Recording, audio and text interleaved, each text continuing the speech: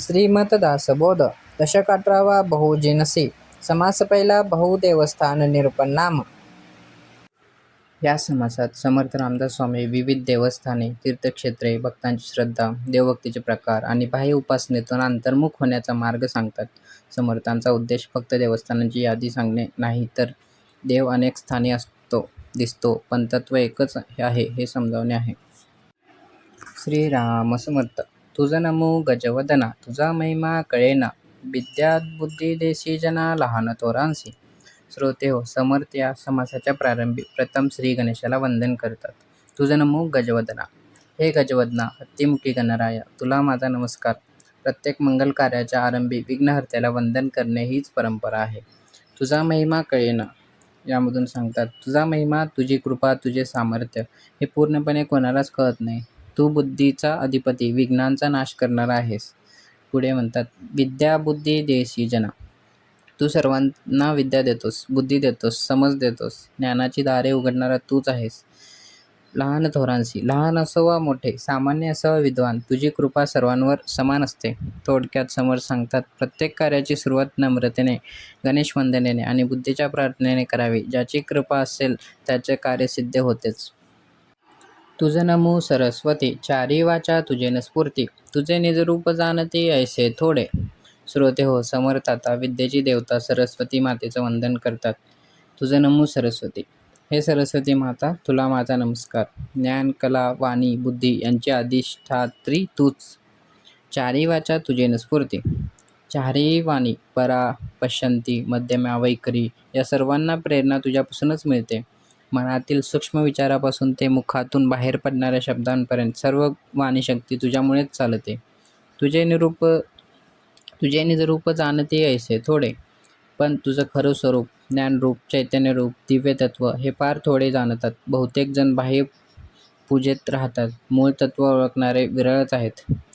थोडक्यात समर्थ सांगतात, वाणी, बुद्धी, ज्ञान यामागची खरी शक्ती सरस्वती आहे, पण तिचं तत्वरूप जाणणारे फार थोडे असतात. धन्य धन्य चतुरानना, ता केली सृष्टी रचना, वेदशास्त्रे भेदनाना प्रगट केले. श्रोते हो, या ओळीमध्ये समर्थ ब्रह्मदेवाची महती सांगतात. धन्य धन्य चतुरानना. हे 4 मुख असलेल्या ब्रह्मदेवा, तू धन्य आहेस. समर्थ सांगतात, ज्याच्याकडे निर्माण करण्याची शक्ती आहे तो वंदनीय आहे. ता केली सृष्टी रचना. या संपूर्ण सृष्टीची रचना तुझ्याकडूनच झाली. जगातील जीव, प्रकृती, व्यवस्था हा सगळा विस्तार ईश्वरी नियोजनाने उभा आहे. वेदशास्त्रे भेदनाना प्रगट केले. वेद, शास्त्र, ज्ञानमार्ग, अनेक तत्वभेद हे सर्व जगासमोर प्रगट केले. समर्थ सांगतात, फक्त सृष्टी निर्माण केली नाही, तर तिला समजावण्याचं ज्ञानही दिले. थोडक्यात या ओवींमध्ये समर्थ सांगतात, ईश्वर फक्त जग निर्माण करत नाही, तर त्यात जगण्यासाठी ज्ञानाचाही मार्ग देतो. निर्मिती आणि ज्ञान हे दोन्ही दैवी कृपा आहेत. धन्य विष्णू पालन करिसी, एकांशे सकळ जीवांसी, वाढविसी वर्तविसी जाण जाणो. श्रोते हो, या ओवीमध्ये समर्थ भगवान विष्णूच्या पालनकर्त्या स्वरूपाची महती सांगतात. सृष्टी निर्माण झाली, पण ती टिकवणं, वाढवणं, सांभाळणं हे कार्य कोण करतं?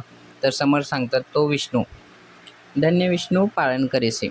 हे विष्णू भगवंता, तू धन्य आहेस. कारण निर्माण करणे एक गोष्ट, पण निर्माण झालेल्या सृष्टीचं पालन करणं ही अधिक मोठी गोष्ट आहे. आई जसं लेकराचं जपणूक करते, तसं परमेश्वर सर्व जीवांचं रक्षण करतो. एकांशे सकळ जीवांसी, तुझ्या एका अंशानेच सर्व जग जगत आहे. समर्थ सांगतात, प्रत्येक जीवामध्ये जी चेतना आहे, जगण्याची शक्ती आहे, श्वास आहे, हालचाल आहे, तो परमेश्वराचाच अंश आहे. आपण स्वतंत्र नाही, आपण त्या दैवी शक्तीवरच चालतो. वाढविसी वर्तविसी. पुढे म्हणतात, लहान बाळ मोठं होतं, बीज झाड होतं, ऋतू बदलतात, पृथ्वी फिरते, जीवन चालतं, हे सर्व तूच चालवतोस. आपल्याला वाटतं आपण करतो, पण समर्थ सांगतात, मागे कार्य करणारा ईश्वरच आहे. जाण जाणो. ही गोष्ट प्रत्येकाला कळत नाही. ज्याला अंतर्दृष्टी आहे, ज्याला विचार आहे, तो जाणतो. माझं जीवन माझ्या बळावर नाही, तर दैविक कृपेवर आहे. थोडक्यात या ओवीमध्ये समर्थ सांगतात, जीवाला जगवणारी, वाढवणारी, सांभाळणारी जी शक्ती आहे तीच विष्णू शक्ती. म्हणून अहंकार सोडा, कृतज्ञता ठेवा आणि जाणून घ्या, आपण ईश्वर कृपेवर चालतो. धन्य धन्य भोळा शंकर, जयाच्या देण्यास नाही पार, राम नाम निरंतर जपत आहे. श्रोते हो, या ओवीमध्ये समर्थ भोळे शंकराची महती अत्यंत प्रेमाने सांगतात. ब्रह्मा निर्माण करता, विष्णू पालन करता आणि आता शंकर संहार करता असूनही अत्यंत करुणामूर्ती आहे. धन्य धन्य भोळा शंकर. हे भोळे शंकर, तू धन्य आहेस. भोळा म्हणजे सहज प्रसन्न होणारा, भक्तावर लगेच कृपा करणारा. समर्थ सांगतात, शंकराला दिखावा नको, शुद्ध भाव पुरेसा आहे. जयाच्या देण्यास नाही पार, त्याच्यात देण्याला सीमा नाही. भक्ताने प्रेमाने हाक मारली की कृपा होते. ज्ञान वैराग्य सामर्थ्य कृपा क्षमा काय नाही देत शंकर. पुढे रामनाम निरंतर. समर्थ येथे मोठे तत्व सांगतात. स्वतः महादेवही निरंतर रामनाम जपत आहेत. यातून समर्थ दाखवतात की नाममहिमा किती श्रेष्ठ आहे. पुढे जपत आहे. शंकर सतत नाम स्मरणात आहेत. ज्याला सर्व देव पूजतात तोही नामात रमतो. मग सामान्य मनुष्याने नाम सोडूच नये. थोडक्यात या ओवीमध्ये समर्थ सांगतात, भोळे शंकर कृपाळू आहेत, देण्यात अपरंपार आहेत आणि स्वतःही रामनाम जपत असे आहेत. म्हणून भक्तीने नामस्मरण, नम्रता आणि श्रद्धा करावी. धन्य धन्य इंद्रदेव. सकळ देवांचाही देव, इंद्रलौकीचे वैभव काय म्हणून सांगावे. श्रोते हो, या ओवीमध्ये समर्थ इंद्रदेवाच्या ऐश्वर्याची आणि अधिकाराची महती सांगतात. इंद्र हा देवांचा राजा मानला जातो. स्वर्गलोकाची व्यवस्था, देवांचे नेतृत्व, ऐश्वर्य आणि सत्ता हे त्याच्याशी जोडलेले आहे. धन्य धन्य इंद्रदेव. हे इंद्रदेवा, तू धन्य आहेस. समर्थ सांगतात, ज्याच्याकडे जबाबदारी, नेतृत्व आणि लोककल्याणाची सत्ता आहे तो वंदनीय ठरतो. सकळ देवांचाही देव. इंद्र हा देवांचा अधिपती मानला जातो. अनेक देवांमध्ये नेतृत्व करणारा, व्यवस्था राखणारा, सर्व लोकाचा प्रमुख. यातून समर्थ सांगतात, समूहातही एक व्यवस्था, एक प्रमुख शक्ती असते. इंद्रलौकीचे वैभव. इंद्रलोक म्हणजे वैभव, सुख, संपत्ती, सौंदर्य, ऐश्वर्य यांचे प्रतीक. समर्थ म्हणतात, त्या लोकातील समृद्धी किती असेल याची कल्पनाच मोठी आहे. काय म्हणून सांगावे. ते वैभव शब्दांनी पूर्ण सांगता येणार नाही. काही गोष्टी अनुभवाच्या पलीकडच्या असतात, वर्णन कमी पडतं. थोडक्यात या ओवीमध्ये समर्थ सांगतात, सत्ता, वैभव, नेतृत्व, समृद्धी यांचा उच्च बिंदू इंद्र रूपाने दाखवला आहे. परंतु यामागे संदेश असा, जगातील मोठेपणा पहा पण त्यात अडकू नका, कारण हेही नश्वर आहे. धन्य धन्य एमधर्म. सकळ जाणती धर्माधर्म, प्राणी मात्रांचे वर्म ठाई पाडिती. श्रोते हो, या ओवीमध्ये समर्थ यमधर्मराजांचे न्याय स्वरूप सांगतात. यम म्हणजे फक्त मृत्यू नव्हे, तर न्याय, नियम आणि कर्मफळ देणारी व्यवस्था आहे. धन्य धन्य यमधर्म. हे यमधर्मराज, तू धन्य आहेस. समर्थ सांगतात, जग चालवण्यासाठी फक्त प्रेम पुरेसे नाही, न्यायही आवश्यक आहे. सकळ जाणती धर्माधर्म. यमधर्माला धर्म आणि अधर्म यांचा पूर्ण ठाव असतो. कोणाचं कर्म चांगलं, कोणाचं वाईट, कोणाचा हेतू शुद्ध, कोणाचे कपटी, हे सर्व त्याच्या न्यायदृष्टीत स्पष्ट असतं. प्राणी मात्रांचे वर्म. प्रत्येक जीवाचं वर्म म्हणजे गुपित, अंतरंग, कर्म, स्वभाव, चाललेली दिशा हे त्याला ठाऊक असतं. बाहेरून कोणी काही दाखवलं तरी सत्य लपून राहत नाही. ठाई पडिती. मग तो प्रत्येकाला योग्य ठिकाणी पोहोचवतो. जसं कर्म तसं फळ, हीच त्याची व्यवस्था आहे. कोणावर अन्याय नाही, कोणाला पक्षपात नाही. थोडक्यात जगात काहीही लपून राहत नाही. धर्म, अधर्म, चांगलं वाईट सर्व कर्मांची नोंद आहे. म्हणून माणसाने बाहेर नव्हे तर अंतरंग शुद्ध ठेवावे. व्यंकटसी महिमा किती, भले उभ्या अन्न खाती, वडे धिरडी स्वाद घेते आतळस आपलांचा. श्रोते हो, या ओवीमध्ये समर्थ श्री व्यंकटेशाच्या देवस्थानाचा महिमा प्रेमाने सांगतात. देवस्थान म्हणजे केवळ मूर्ती नाही, तर भक्तांचा ओघ, प्रसाद, सेवा, भक्ती आणि देवकृपेचा अनुभव आहे. व्यंकटेशी महिमा किती. व्यंकटेशाचा महिमा किती मोठा आहे हे शब्दांनी सांगणं कठीण आहे. असं असंख्य भक्तांच्या श्रद्धेचे देवस्थान ते आहे. भले उभ्या अन्न खाते. तेथे इतकी गर्दी, इतकी भक्तांची वर्दळ असते की लोक उभ्या उभ्याच अन्न घेतात. यातून समर्थ सांगतात, भक्तीचा ओघ एवढा प्रचंड मोठा आहे. वडे धिरडी स्वाद घेते. वडे, धिरडी, प्रसाद, अन्न भक्त प्रेमाने खातात. देवळात मिळणारं अन्न हे फक्त जेवण नसतं, तर प्रसाद भाव असतो. आतळस आपलांचा. प्रत्येकजण आपल्या परीने, आपल्या आवडीने, आपल्या भक्तिभावाने सेवा घेतो आणि करतो. देव सर्वांना आपलंच करतो. थोडक्यात देवस्थानचा महिमा केवळ वास्तूत नसतो, तर भक्ताच्या श्रद्धेत, सेवेत, प्रसादात आणि देवकृपेच्या अनुभवात असतो. धन्य तू वो बनशंकरी उदंड शाखाची आहारी विवर विवरो भोजन करी ऐसा कैचा. श्रोते हो, या ओवीमध्ये समर्थ बनशंकरी देवीच्या क्षेत्राचा आणि तिच्या विलक्षण महिमेचा उल्लेख करतात. बनशंकरी म्हणजे वनरूपात निसर्ग रूपात प्रकट झालेली माता. धन्य तू ओ बनशंकरी, हे बनशंकरी माता तू धन्य आहेस. समर्थ सांगतात, देव फक्त राजवाड्यात नाही, वनात, डोंगरात, निसर्गातही प्रकट असतो. उदंड शाखाची आहारी, तेथे असंख्य वृक्ष, फांद्या, निसर्गाची भरभराट, हिरवाई आणि सौंदर्य आहे. देवीचे स्थान जणू निसर्गमंडित मंदिरच आहे. विवर विवरो भोजन करी, अनेक विवरात जागोजागी लोक बसून भोजन करतात. भक्तांचा मोठा समुदाय, यात्रा, प्रसाद, अन्नदान यातून क्षेत्राची समृद्धी दिसते. ऐसा कैचा, असा अद्भुत महिमा शब्दांनी कसा सांगावा. अनुभवण्याची गोष्ट वर्णनातून पूर्ण उतरू शकत नाही. थोडक्यात या ओवीमध्ये समर्थ सांगतात, देव निसर्गातही तितकाच जिवंत आहे. जिथे भक्ती, अन्नदान, समृद्धी आणि मातृशक्तीचा अनुभव आहे, तेथेच खरे देवस्थान आहे. धन्य भीम गोलांगुळा, कोरवड्यांच्या उदंड माळा, दही वडे खाता सकाळ समाधान होय. श्रोते हो, या ओवीमध्ये समर्थ भीम गोलांगुळा या देवस्थानाचा महिमा सांगतात. येथे ते फक्त स्थान सांगत नाही, तर त्या क्षेत्रातील भक्तिभाव, अन्नदान आणि समाधानाचे चित्र उभं करतात. धन्य भीम गोलांगुळा, हे भीम गोलांगुळा क्षेत्र धन्य आहे. समर्थ सांगतात, जेथे देवकृपा आणि भक्तांची श्रद्धा आहे, ते स्थान पवित्र ठरतं. कोरवड्यांच्या उदंडमाळा, तेथे कोरवडे मोठ्या प्रमाणात केले जातात. त्यातून त्या क्षेत्रातील उत्सव, यात्रेची गडबड, लोकांचा सहभाग आणि प्रसादाची समृद्धी दिसते. दही वडे खाता सकाळ, दही वडे सर्वांना दिले जातात. सर्व लोक प्रेमाने खातात. देवस्थानात मिळणारे हे अन्न हे केवळ खाणं नसतं, ते प्रसाद आणि समानता आणि प्रेमाचं प्रतीक असतं. समाधान होय, भक्तांच्या मनाला तृप्ती मिळते, पोट भरतं, मन भरतं आणि देवदर्शनाने अंतःकरण प्रसन्न होतं. थोडक्यात या ओवीमध्ये समर्थ सांगतात, खरं देवस्थान तेच जिथे भक्तीबरोबर अन्नदान, प्रेम आणि समाधान मिळतं. देवकृपा माणसाच्या मनाला तृप्त करते. धन्य तू का खंडेराया, भंडारे होये पिवळी काया, कांदे भरीत रोटके खाया सिद्ध होती. श्रोते हो, या ओवीमध्ये समर्थ खंडेरायाच्या देवस्थानाचा महिमा सांगतात. खंडोबा हा लोकदैवत, शौर्य, कृपा आणि जनमानसातील श्रद्धेचं प्रतीक आहे. धन्य तू गा खंडेराया, हे खंडेराया तू धन्य आहेस. जनतेच्या हृदयात स्थान मिळवणारा देव खरा जिवंत दिसतो. भंडारे होये पिवळी काया, खंडोबाच्या यात्रेत भंडारा उधळला जातो, त्यामुळे सर्वांची काया पिवळी होते. हे फक्त रंग नाही, तर भक्तिभाव, उत्साह आणि एकरूपतेचं चिन्ह आहे. कांदे भरीत रोटके खाया, तेथे कांदे भरीत रोटके असे साधे पण प्रेमाचे नैवेद्य आणि भोजन घेतले जाते. समर्थ सांगतात, देवाला वैभव नव्हे तर भाव प्रिय असतो. सिद्ध होते, अशा श्रद्धेने, भक्तीने, सेवाभावाने अनेकांची कामं सिद्ध होतात, मनोकामना पूर्ण होतात, अंतःकरणाला बळ येतं. थोडक्यामध्ये देव मोठेपणात नाही, तर लोकांच्या श्रद्धेत असतो. साधेपणा, भक्ती आणि एकनिष्ठ भाव यातूनच कृपा मिळते. धन्य तुळजा भवानी, भक्ता प्रसन्न होते जनी, गुणवैभवास गणी ऐसा कैचा. श्रोते हो, या ओवीमध्ये समर्थ तुळजाभवानी मातेस वंदन करतात. ही केवळ देवीची स्तुती नाही, तर भक्तावर कृपा करणाऱ्या मातृशक्तीचा गौरव आहे.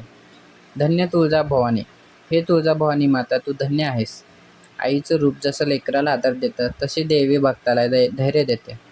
भक्ता प्रसन्न होते जनी, तू भक्तांवर लवकर प्रसन्न होतेस. जो भावाने हाक मारतो, श्रद्धेने येतो, त्याच्यावर कृपा होते. देवीला दिखावा लागत नाही, भक्ती लागते. गुणवैभवास गणी, तुझे गुण, सामर्थ्य, वैभव, करुणा, रक्षणशक्ती यांची गणना करावी इतकी मर्यादा नाही, ते अपरंपार आहे. ऐसा कैचा, असा महिमा पूर्ण शब्दात कसा सांगावा. अनुभव मोठा, वर्णन लहान पडतं. तर देवी म्हणजे करुणा, शक्ती आणि रक्षण. जिथे श्रद्धा असते तिथे कृपा उतरते. देवतेचा खरा महिमा अनुभवातच कळतो. धन्य धन्य पांडुरंग, अखंड कथेचा होतो धिंग, तान माने राग रंग नाना प्रकारी. श्रोते हो, या ओवीमध्ये समर्थ पांडुरंगाच्या भक्ती रसपूर्ण महिमेचं वर्णन करतात. विठ्ठल म्हणजे भक्ती, नाम, कीर्तन, प्रेम आणि आनंद यांचं जिवंत रूप आहे. धन्य धन्य पांडुरंग, हे पांडुरंगा तू धन्य आहेस. समर्थ सांगतात, ज्या देवाने भक्तांचा प्रेमाचा मार्ग दिला आहे, तो धन्यच. अखंड कथेचा होतो दिंग.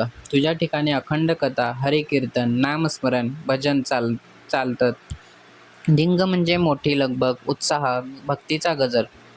तेथे भक्तिरस कधी थांबत नाही. तानमाने रागरंग, तान, सूर, संगीत, राग, भाव, नाना प्रकारांची भक्त तुला गातात. समर्थ सांगतात, जिथे नाम आहे तिथे संगीतही भक्तीचं साधन होतं. नाना प्रकारे, कोणी भजनाने, कोणी कीर्तनाने, कोणी नाचून, कोणी रडून, कोणी शांत ध्यानाने, अनेक मार्गांनी भक्त पांडुरंगाला भेटतात. थोडक्यामध्ये पांडुरंग म्हणजे अखंड भक्तीचा उत्सव आहे. जिथे नाम, कथा, संगीत आणि प्रेम आहे तेथेच विठ्ठल प्रकट होतो. धन्य तू का क्षत्रपाळा, उदंड जना लाविला चाळा, भावे भक्ती करिता पळा वेळ नाही. श्रोते हो, या ओळीमध्ये समर्थ क्षेत्रपाल देवतेचा महिमा सांगतात. क्षेत्रपाल म्हणजे रक्षण करणारी देवशक्ती, गावाची, प्रदेशाची, भक्तांची राखण करणारा देव. धन्य तू का क्षेत्रपाळा, हे क्षेत्रपाळा तू धन्य आहेस. समर्थ सांगतात, जो रक्षण करतो, संकटात उभा राहतो, तो पूजनीय असतो. उदंड जना लाविला चाळा, असंख्य लोक तुझ्या भक्तीत जोडले गेले आहेत. तुझ्या नावाने यात्रा, नवस, श्रद्धा, सेवा, अनेक जणांचा भाव जागा झाला आहे. भावे भक्ती करिता फळा, जो भावाने मनापासून भक्ती करतो त्याला फळ मिळतं. समर्थ सांगतात, देवाला भय दिखावा नको, अंतरीचा भाव आहे. वेळ नाही, भक्तीचा परिणाम यायला उशीर लागत नाही. जिथे श्रद्धा खरी तिथे कृपा लवकर उतरते. थोडक्यामध्ये रक्षण करणारी देवशक्ती सदैव जागे आहे. भावपूर्ण भक्ती केली की तिचं फळ मिळतंच आणि वेळ लागत नाही. रामकृष्णाधिक अवतार, त्यांचा महिमा अपार, उपासनेस बहुत नर तत्पर झाले. श्रोते हो, या ओळीमध्ये समर्थ रामकृष्ण आणि इतर अवतारांची महती सांगतात. परमेश्वर जेव्हा धर्मरक्षणासाठी, भक्तरक्षणासाठी आणि अधर्मनाशासाठी अवतार घेतो तेव्हा जगाला नवा दिशा मिळते. रामकृष्णाधिक अवतार, रामकृष्ण आणि असे अनेक देवी अवतार पृथ्वीवर आले. प्रत्येक अवताराचा हेतू वेगळा पण उद्देश एकच, धर्मस्थापना आणि जीवांचा उद्धार करणे. त्यांचा महिमा अपार, त्यांच्या लीलांचा, कार्याचा, उपदेशाचा महिमा अमर्याद आहे. रामाने आदर्श जीवन दाखवलं, कृष्णाने योग, भक्ती, नीती सांगितली. अशा अवतारांचं सामर्थ्य शब्दांत मावणार नाही. उपासनेस बहुत नर, असंख्य लोक त्यांच्या उपासनेत लागले. कोणी रामनाम घेतं, कोणी कृष्ण भक्ती करतं, कोणी त्यांच्या चरित्रातून प्रेरणा घेतो. तत्पर झाले. अनेक लोक पूर्ण श्रद्धेने, निष्ठेने, प्रेमाने भक्ती मार्गाला लागले. अवतारांनी लोकांच्या जीवनात भक्ती जागवली. थोडक्यात या ओळीमध्ये समर्थ सांगतात, दैवी अवतार हे फक्त कथा नाहीत तर जीवनमार्ग आहेत. त्यांच्या स्मरणाने, उपासनेने आणि आदर्शाने असंख्य लोकांना दिशा मिळते. सकळ देवांचे मूळ, तो हा अंतरात्माचे केवळ, भूमंडळी भोग सकळ त्यासीच घडे. श्रोते हो, या ओळीमध्ये समर्थात अत्यंत मोठे तत्त्व सांगतात. आतापर्यंत अनेक देव, अनेक देवस्थाने, अनेक रूपांचा उल्लेख केला, पण त्यांचा आता ते मूळ सत्य दाखवतात.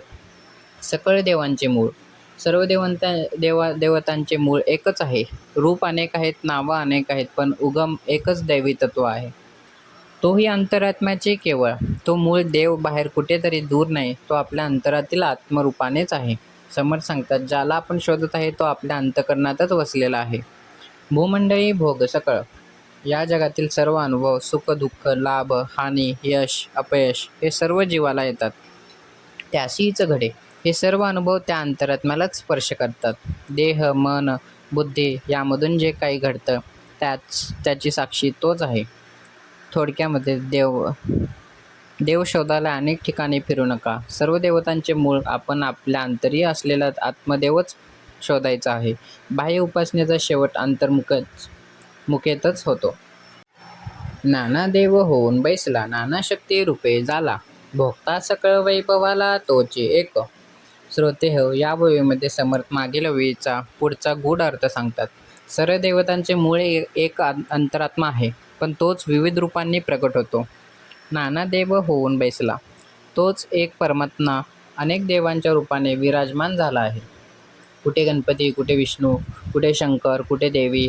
रूपे वेगळी दिसतात पण तत्व एकच आहे. नाना शक्ती रूपे झाला, तोच विविध शक्तींच्या रूपाने कार्य करतो. ज्ञानशक्ती म्हणून सरस्वती, पालनशक्ती म्हणून विष्णू, संहारशक्ती म्हणून शंकर, करुणाशक्ती म्हणून माता, सर्व तोच प्रकट आहे. भोगता सकळ वैभवाला.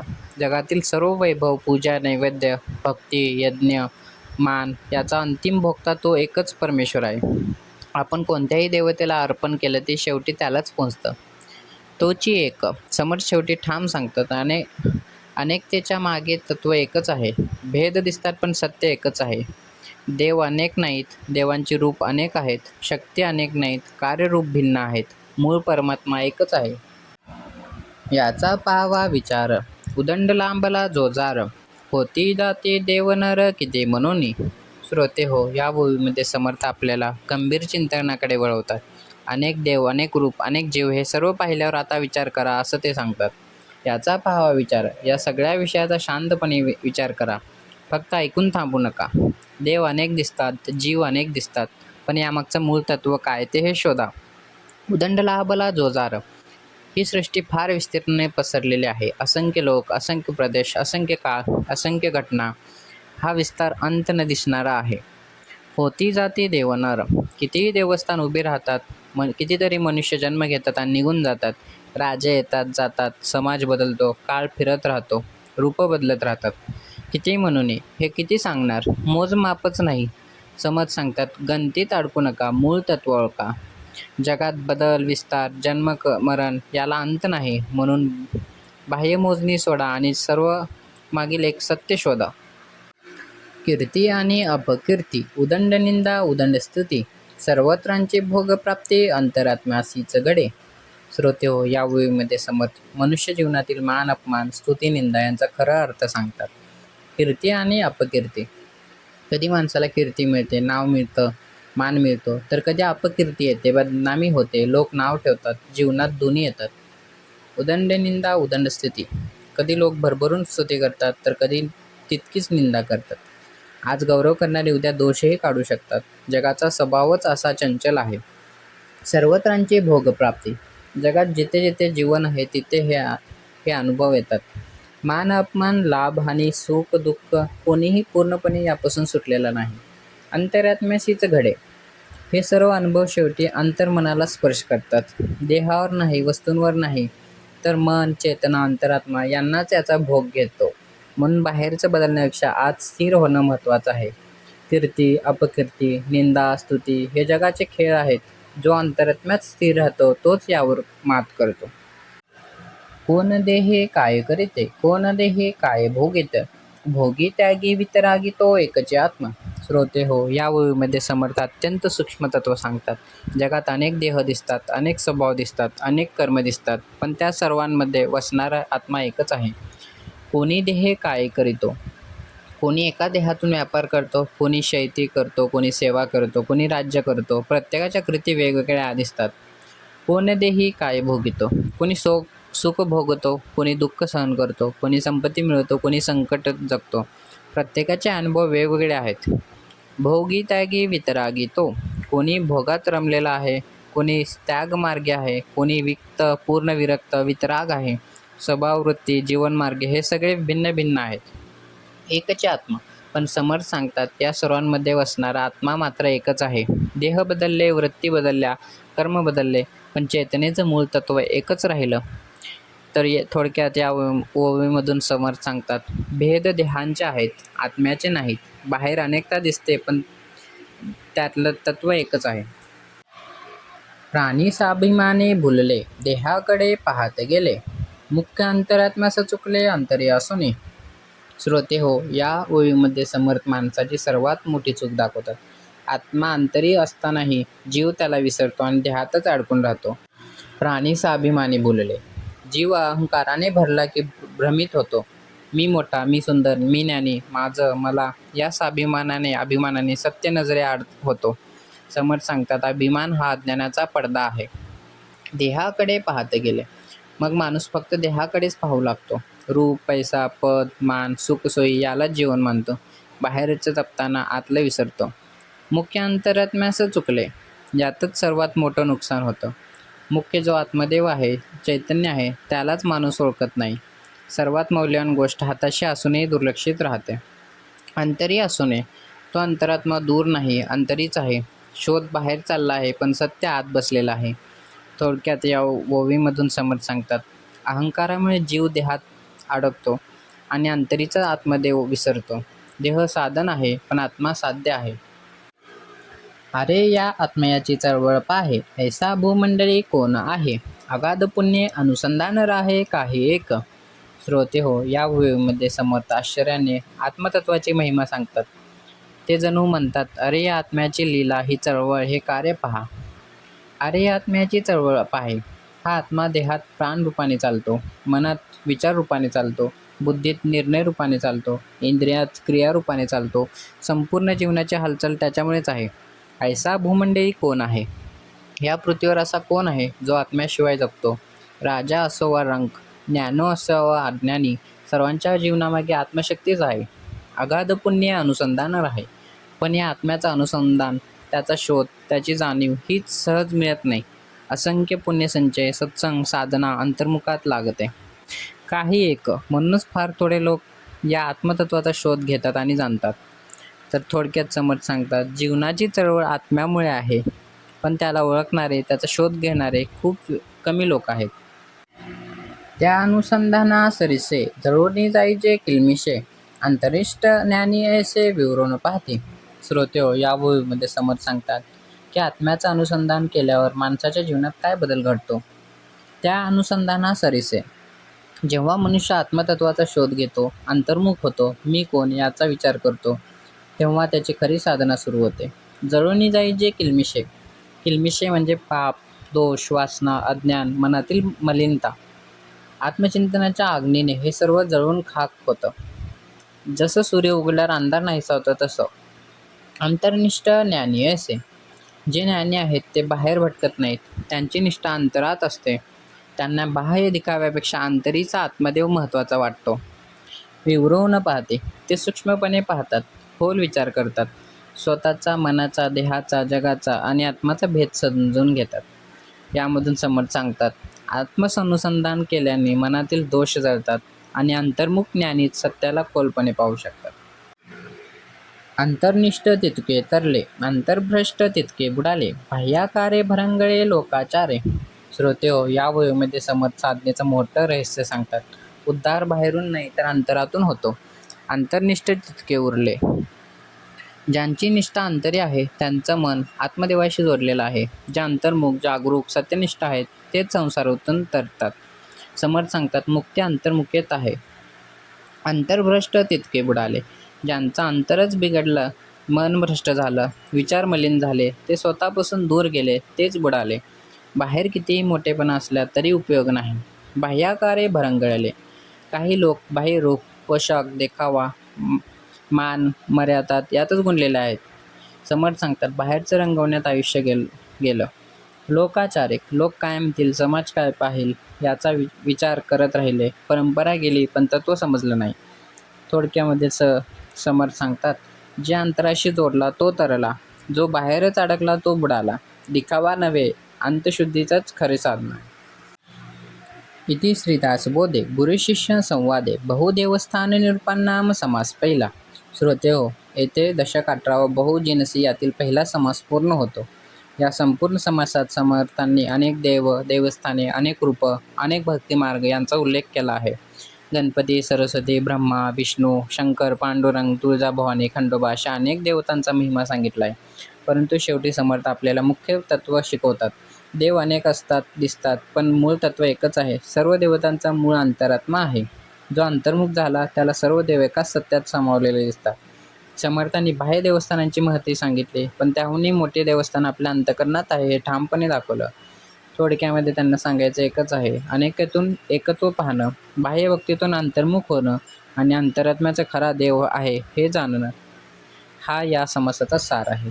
जय जय रघुवीर समर्थ.